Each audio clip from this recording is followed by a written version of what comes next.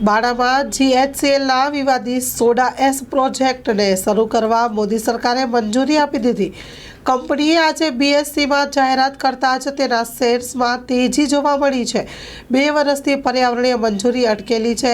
2 વર્ષના સમયગાળા બાદ કેન્દ્રની મોદી સરકારે માંડવીના બાણા ગામે ગુજરાત હેવી કેમિકલ્સ લિમિટેડ જીએચસીએલના કચ્છના પહેલા સોડા એસ પ્લાન્ટને શરૂ કરવા લીલી ઝંડી આપી દીધી છે। જીએચસીએલે બોમ્બે સ્ટોક એક્સચેન્જમાં કરેલા ફાઇલિંગમાં કચ્છના સોડા એસ પ્લાન્ટને પર્યાવરણીય મંજૂરી મળી ગઈ હોવાનું જાહેર કરતા તેના શેર્સ ઓલ ટાઈમ હાઈ સાથે 6 થી 7% ઉછાળો જોવા મળ્યો હતો।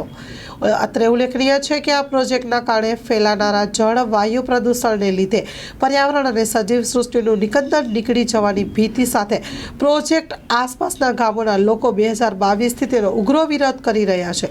બાણાના સમુદ્રકાંઠા નજીક 1350 એકરમાં જીએચસીએલના સોડા એસ પ્લાન્ટ સાથે સોડિયમ બાયોકાર્બોનેટ ખાવાનો સોડા અને કોલસા આધારિત 120 મેગાવોટનો કેપ્ટિવ પાવર પ્લાન્ટ સાથેનો કેમિકલ કોમ્પ્લેક્સ અસ્તિત્વમાં આવશે અને 3,500 કરોડના મૂડીરોકાણ સાથેનો કેમિકલ કોમ્પ્લેક્સ શરૂ કરવા કંપનીએ 2017માં વાઇબ્રન્ટ ગુજરાત ઇન્વેસ્ટમેન્ટ સમિટમાં ગુજરાત સરકારે સાથે એમઓયુ કર્યા હતા અને કંપનીએ 70%થી વધુ જમીન સંપાદિત કરી લીધી છે।